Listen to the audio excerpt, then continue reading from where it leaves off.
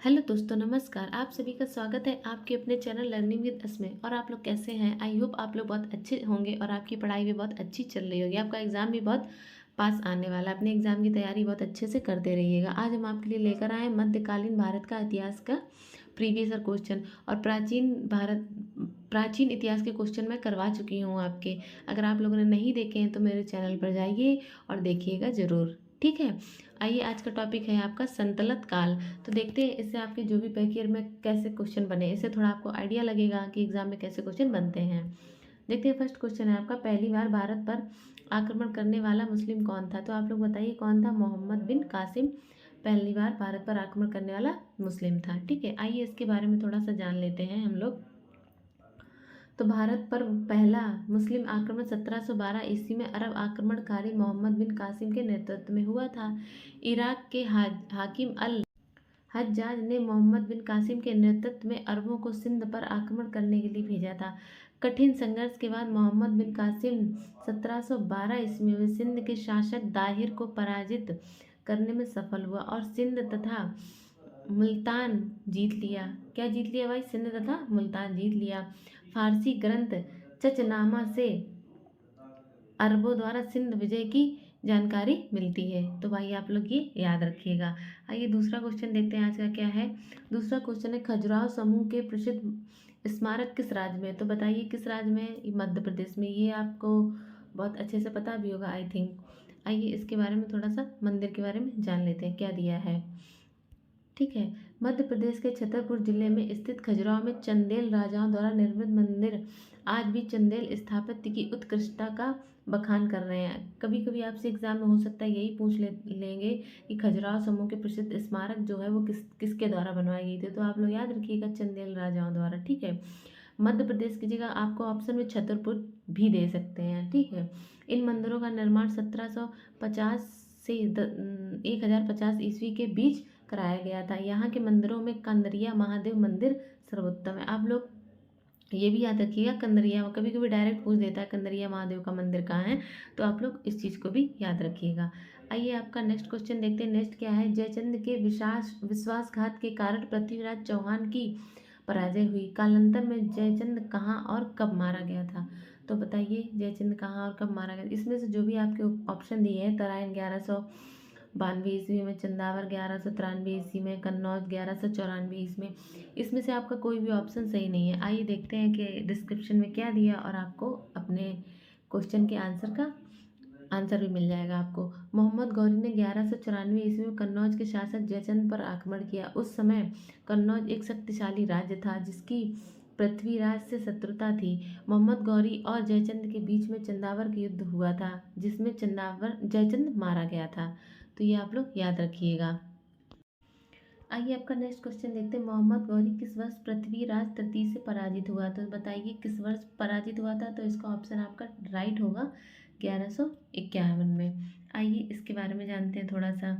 मोहम्मद गौरी 1191 ईस्वी में हुए तराइन के प्रथम युद्ध में पृथ्वीराज तृतीय से पराजित हुआ था। इसके पश्चात तराइन के द्वितीय युद्ध 1192 ईस्वी में मोहम्मद गौरी ने पृथ्वीराज तृतीय को पराजित किया था तथा भारत में तुर्क राज की स्थापना की थी। तो ये आप लोग याद रखिएगा। आइए नेक्स्ट क्वेश्चन आपका है, अमीर खुसरो का जन्म स्थान। तो बताइए भाई अमीर खुसरो का जन्म स्थान क्या है? तो इनका जन्म स्थान है कासगंज। आप लोग याद रखिएगा। आइए अमीर खुसरो जी के बारे में थोड़ा सा जानते हैं।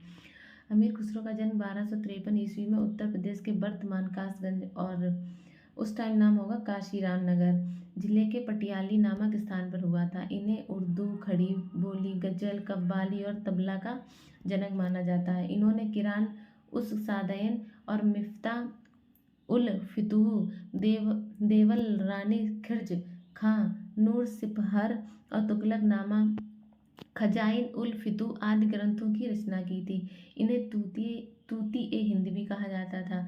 तो आप लोग याद रखिए, हो सकता है अमीर खुसरो के जन्म स्थान के बारे में पूछ दें, या हो सकता है कि उनकी जो किसके वो जनक थे, मतलब किन भाषाओं के, उर्दू, खड़ी बोली, गजल, कव्वाली, तबला, कुछ भी घुमा फिरा के वो लोग पूछ सकते हैं।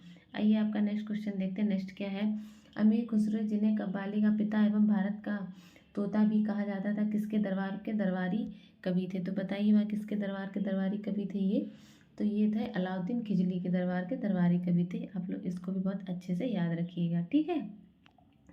अमीर खुसरो, जिन्हें कव्वाली का पिता एवं भारत का तोता या तोता ए हिंद भी कहा जाता था, अलाउद्दीन खिजली के दरबार में दरबारी कवि थे। अमीर खुसरो ने सल्तनत कालीन 7 से अधिक सुल्तानों का काल देखा है। तो आपसे ये भी पूछ सकते हैं, ठीक है, कि कितने सुल्तानों का काल देख रखा है। तो आप याद रखिएगा 7 सुल्तानों का, 7 से अधिक सुल्तानों का काल देख रखा है उन्होंने। लौह और रक्त की नीति किसने अपनाई थी? तो बताइए किसने अपनाई थी लौह और रक्त की नीति? तो ये आपका ऑप्शन होगा सही, बलबन। बलबन में अपनाई थी लौह और रक्त की नीति। आप लोग याद रखिए, लौह और रक्त की नीति बलबन ने अपनाई। बलबन के राजत्व सिद्धांत की 2 मुख्य विशेषताएं थी। पहली थी सुल्तान का पद ईश्वर द्वारा प्रदत्त होता है, और दूसरी थी सुल्तान का निराकुश होना आवश्यक है, ठीक है। तो ये आप लोग याद रखिएगा। आइए नेक्स्ट क्वेश्चन देखते हैं। अलाई दरवाज़ा किस विश्व विरासत स्थल में है? तो बताइए किस विश्व विरासत स्थल में है? तो इसका राइट आंसर होगा सी, कुतुब मीनार। याद रखिएगा, ठीक है, बहुत पूछा जाने वाला क्वेश्चन है ये। नई दिल्ली स्थित अलाई दरवाज़ा का निर्माण सुल्तान अलाउद्दीन खिजली ने और कुतुब मीनार के निकट करवाया था। इसका निर्माण लाल पत्थरों तथा संगमरमर के द्वारा हुआ। अलाई दरवाज़ा कुतुब मीनार विश्व विरासत स्थल सूची में है। यह प्रारंभिक तुर्की कला का एक श्रेष्ठ नमूना है। इसके अलावा अलाउद्दीन ने सीरी के किले हजार खंबा महल का भी निर्माण करवाया था। तो ये आप लोग याद रखिएगा, ठीक है। आइए आपका नेक्स्ट क्वेश्चन देखते हैं क्या है। अलाउद्दीन खिजली द्वारा बनाया गया प्रसिद्ध अलाई दरवाज़ा कहाँ पर है? तो आप लोग बताइएगा अलाई दरवाज़ा कहाँ है? तो ये आपका दिल्ली में, या आप ऊपर पढ़ भी चुके हैं डिस्क्रिप्शन में। आइए आपका नेक्स्ट क्वेश्चन देखते हैं। नेक्स्ट क्वेश्चन क्या है। दिल्ली में अलाउद्दीन खिजली के शासनकाल की अवधि क्या थी? तो बताइए क्या थी? तो इनकी अवधि थी 1296 से 1316। आप लोग याद रखिएगा, ठीक है। दिल्ली में अलाउद्दीन खिजली वास्तविक नाम था अली गुरसब के शासनकाल की अवधि 1296 से 1316 ईस्वी थी, और इसने 1296 में धोखे से सुल्तान जलालुद्दीन की हत्या करके स्वयं सत्ता हस्तगत कर ली थी। मतलब इसने जो सत्ता ली थी वो धोखे से ले ली थी। किससे ले ली थी? जलालुद्दीन की हत्या करके, और स्वयं वहाँ का राजा बन गया था, शासन करने लगा। आइए नेक्स्ट क्वेश्चन देखते हैं आपका क्या है। नेक्स्ट, नालंदा प्राचीन शिक्षण एवं मठ का एक केंद्र कब नष्ट हो गया था?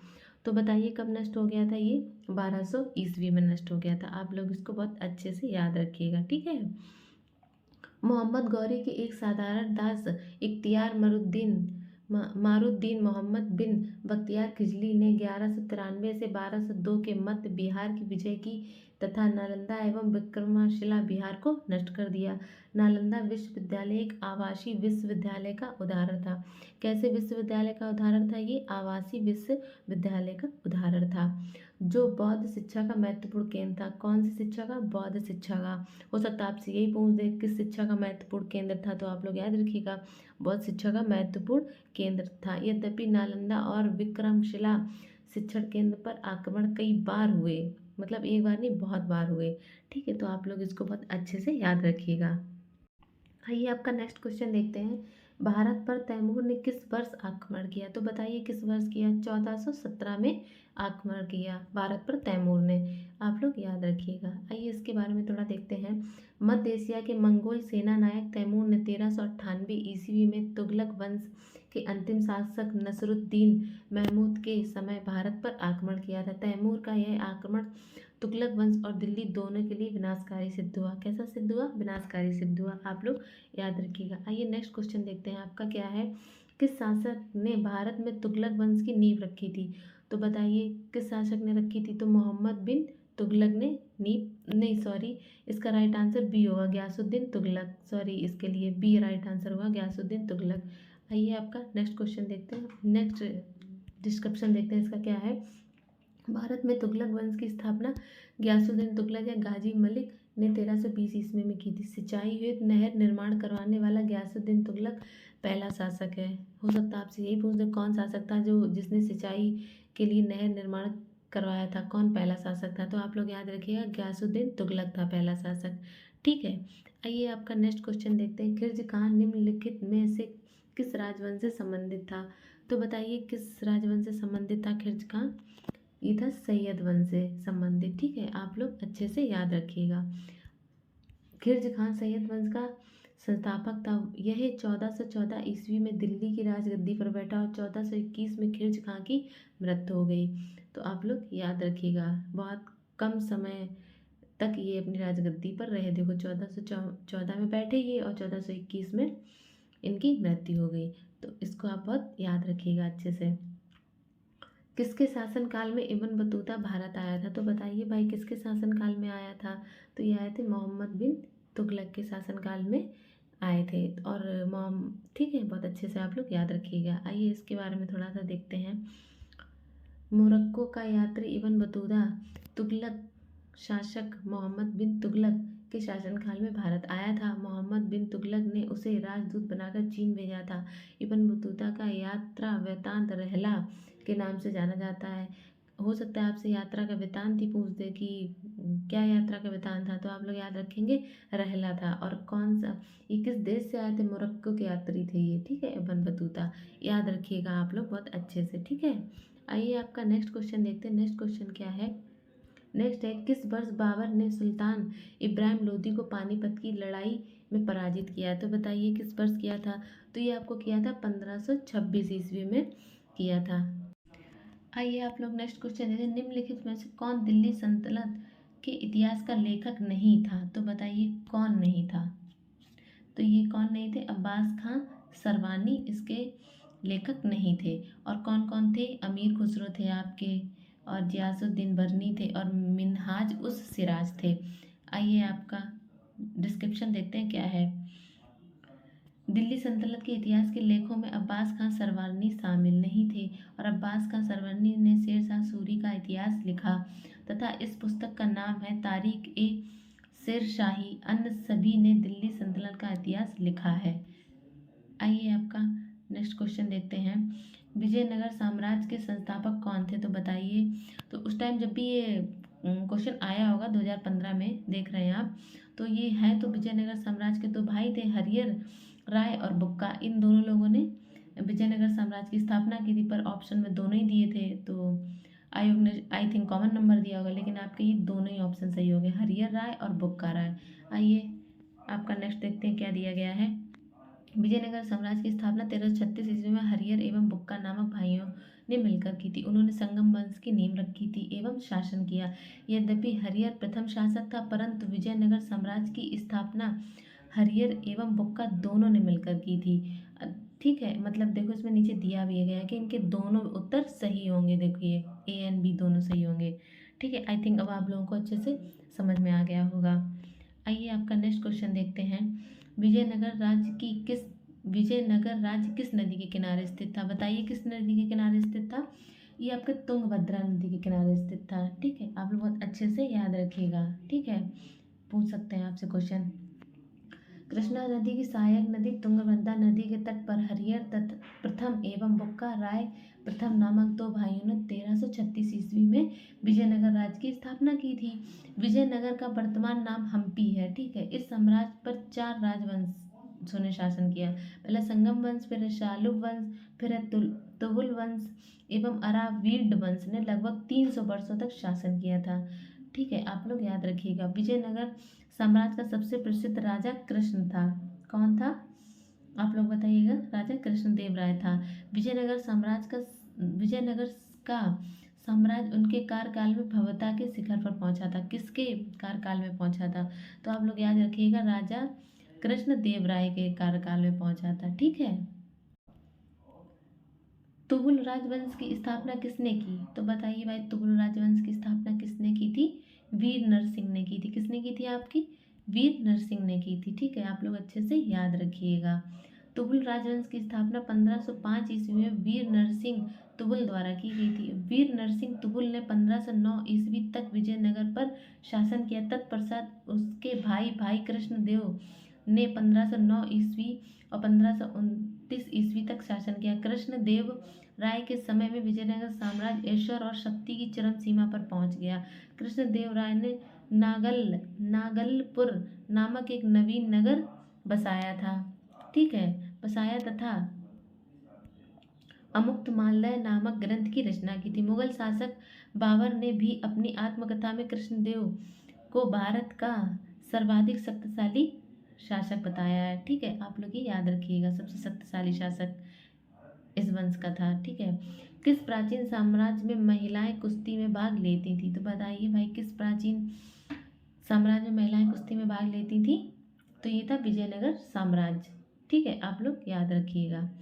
ठीक है, आइए देखते हैं नीचे क्या दिया हुआ है। चोल और बहमनी साम्राज्य के अंतर्गत स्त्रियों की दशा बहुत अधिक अच्छी नहीं थी। ठीक है, विजयनगर साम्राज्य में स्त्रियों को समाज में सम्मान प्राप्त था। इस काल में स्त्रियों को शिक्षा प्राप्त करने का अधिकार था।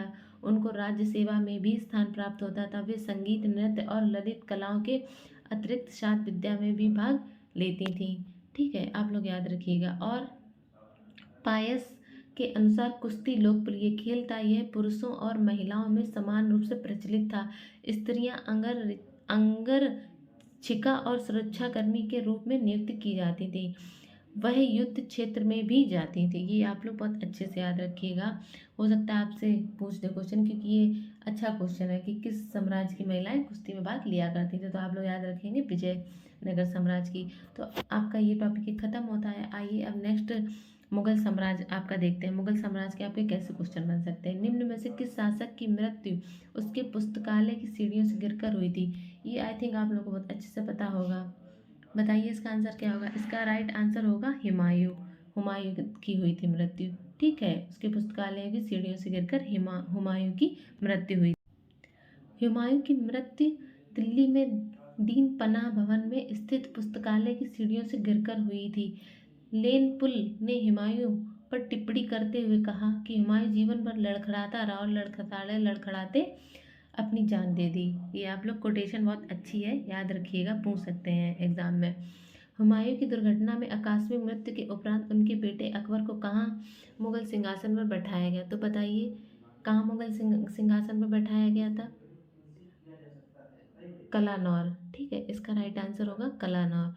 और तब अकबर बहुत ही छोटा था, मतलब। ठीक है, हुमायूं की दीन ए पनाह पुस्तक शेर मंडल की सीढ़ियों से उतरते समय जनवरी 1556 में मृत्यु हो गई थी। हुमायूं की मृत्यु के बाद 14 फरवरी 1556 को अकबर का काला नौर में राज्य अभिषेक कराया गया। इस समय अकबर की आयु मात्र 13 वर्ष थी और 13 वर्ष 3 माह की थी। उनके अपने पिता की मृत्यु के समय अकबर अपने शिक्षक जो भी था उनके बैरम खां के साथ कलानौर में था। आप लोग याद रखिएगा। और इनका संरक्षक भी बैरम खां ही थे। कभी भी क्वेश्चन में यही पूछ देते हैं अकबर का संरक्षक कौन था, तो आप लोग याद रखिएगा बैरम खां। ठीक है, उनके शिक्षक थे। आइए नेक्स्ट क्वेश्चन देखते हैं। निम्नलिखित किस सम्राटों ने शासनकाल में भारत का पहला रुपया मुद्रित हुआ था? तो बताइए इसका ऑप्शन क्या सही होगा आपका? इसका ऑप्शन है शेरशाह सूरी। ये तो आप लोगों को बहुत अच्छे से पता होगा कि शेरशाह सूरी के टाइम पे ऐसा हुआ था। ठीक है, अफगान शासक शेरशाह सूरी 1540 से 1545 के शासन काल में भारत का पहला रुपया मुद्रित किया। इसका वजन कितना था? 178 ग्रेन था। ठीक है, और यह रुपया चांदी का था। हो सकता है आपसे ही पूछ दे रुपया किसका था, सोने का, चांदी का, तांबे का, या कोई और चीज़ ऑप्शन में दे दें, तो आप लोग याद रखिएगा चांदी का था। ठीक है, बहुत अच्छे से।